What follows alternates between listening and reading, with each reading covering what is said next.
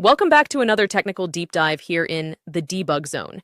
Today we're tackling a big question and breaking it down with insights from other users. Hopefully this clears up some misconceptions and helps you get the answer you need. So buckle up, stay a little curious, and let's jump right in.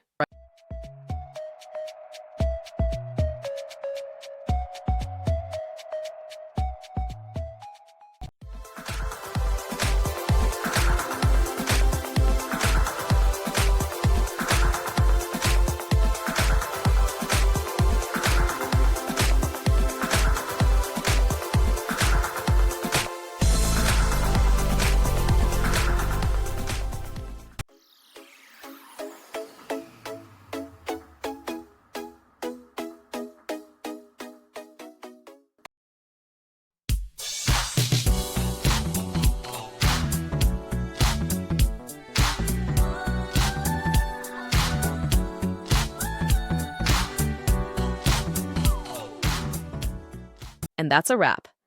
I hope you found the answer you were looking for. If you did, take a second to hit that subscribe button. It really helps out.